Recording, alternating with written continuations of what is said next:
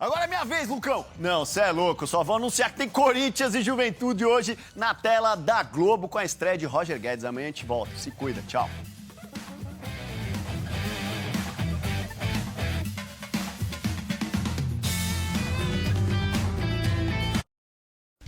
Globo Esporte. Oferecimento Unimed Santos. Faça seus exames laboratoriais e de imagem no novo Centro Médico.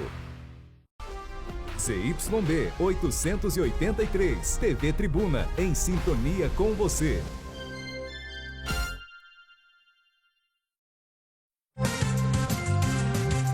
Boa tarde. Feriado de protestos pelo país.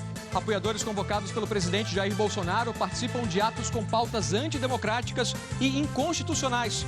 Faixas pediam intervenção militar e destituição de ministros do Supremo.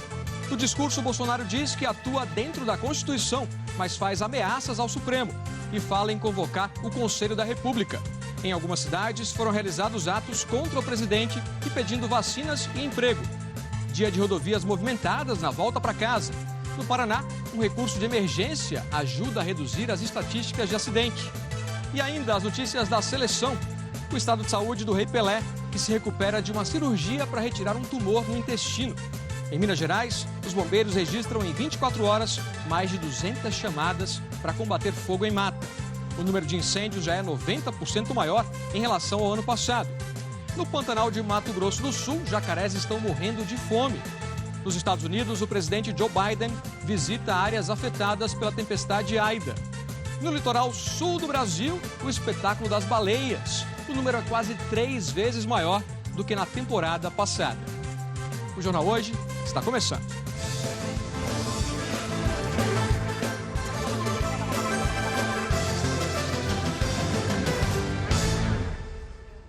Muita gente deve pegar a estrada hoje na volta para casa depois do feriadão. Com mais veículos circulando, maior o risco de acidentes. No Paraná, um recurso de emergência nas rodovias está ajudando a reduzir as estatísticas. Mas apesar da eficiência, as áreas de escape ainda são pouco adotadas pelo Brasil. Foi um susto quando os freios falharam na descida na Serra do Mar, no Paraná. Aí eu falei, o único jeito é usar a área de escape mesmo. As imagens da concessionária da rodovia mostram que em segundos ele decidiu mudar de faixa e entrar na área de escape. Eu senti um alívio, né? Porque eu, na verdade, não ia entrar ali, né? Eu fui mudar de faixa, daí eu falei, não, melhor entrar ali para não causar um acidente. A área de escape é uma caixa de concreto com até 1,5 metro de profundidade, cheia de bolinhas de argila. Um material leve, redondo, que normalmente não provoca arranhões na lataria e nenhum dano mecânico. São elas que fazem o veículo sem freio parar. E quando ele chega aqui, é retirado em pouco tempo. Com esse tipo de guindaste, um caminhão é retirado em até 15 minutos, passa por uma inspeção e pode seguir viagem.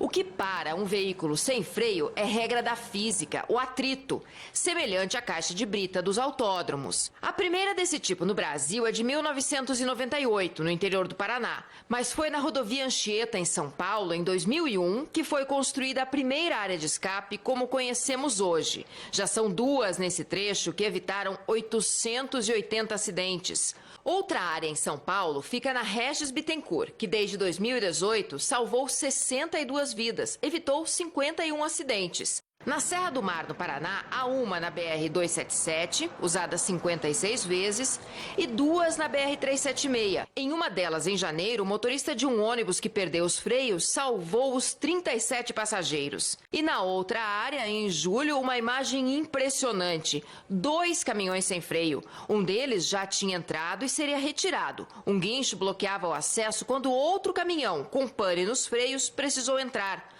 O motorista teve habilidade para desviar e ninguém se feriu. As 2 áreas de escape dessa rodovia já foram usadas 353 vezes, salvando 549 vidas. Se a gente for analisar os últimos 10 anos, nós temos uma redução no número de acidentes em 62% nesse trecho de serra e 82% nas fatalidades. E a sociedade vem pedindo cada vez mais hoje para o Ministério, para as agências reguladoras, que isso faça parte dos contratos de concessão e para as rodovias não concedidas também. Ainda são poucas no Brasil, apenas 7 nas rodovias pedagiadas. No Paraná, a nova licitação de rodovias prevê a construção de mais 5 áreas. Em Minas Gerais, existe o projeto para construir uma no anel rodoviário de Belo Horizonte, no ponto em que os acidentes são mais frequentes. Rafael ainda tem na lembrança os momentos de susto quando os freios falharam e o alívio. Salvou minha vida e fora de bater numa traseira de um caminhão, num carro pequeno, que é pior ainda de fazer um carro capotar, né? Recurso importante, mas ainda, infelizmente, pouco empregado, né? Sobre a quantidade das áreas de escape pelo Brasil, o Ministério da Infraestrutura disse que desenvolve o programa Inova BR para a modernização das principais rodovias federais, públicas e também as concedidas. Diz também que existe o trabalho voltado à implantação das áreas de escape. Disse ainda que para as novas concessões, essa é uma exigência contratual com base na avaliação feita durante o desenvolvimento do projeto. Para as concessões já existentes, o governo federal atua na revisão desses contratos, verificando a necessidade de instalação dessas áreas. Vamos ver agora como é que está a volta para casa de quem foi para o litoral de São Paulo. A Nina Barbosa acompanha o movimento na subida da serra, lá em Cubatão. Nina, boa tarde para você.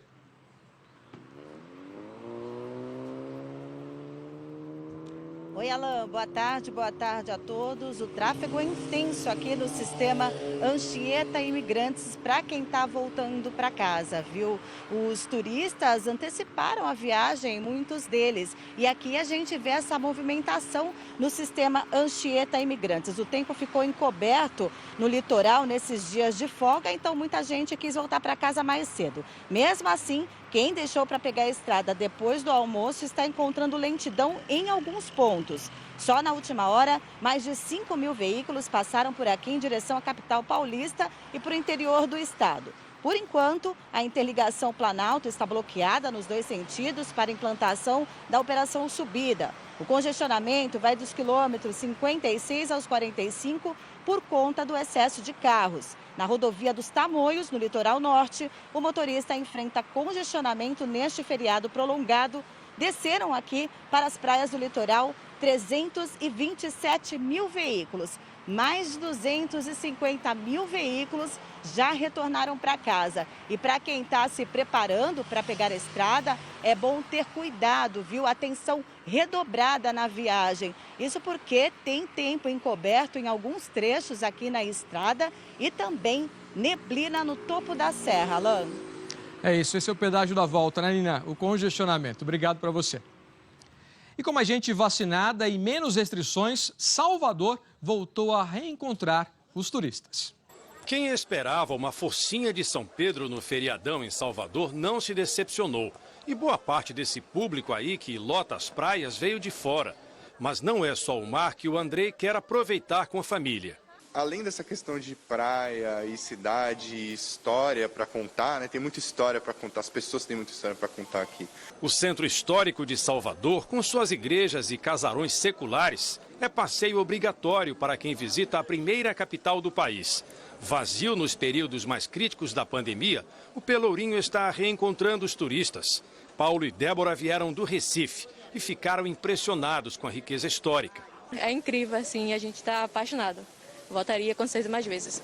Esse movimento reflete a média da ocupação hoteleira no feriadão, que mais que dobrou em relação ao mesmo período do ano passado. Com mais gente vacinada e menos restrições na cidade por conta da pandemia, os hotéis atingiram quase 80% de ocupação. No feriado da Independência de 2020, a média não chegou nem à metade disso. A ocupação é de 100% em alguns hotéis da orla.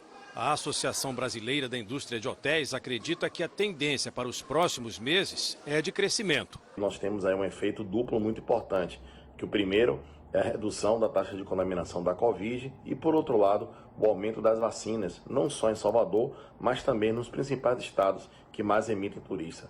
Os turistas estão voltando, cada vez em maior número e seguindo todos os protocolos, para ver o que só Salvador tem.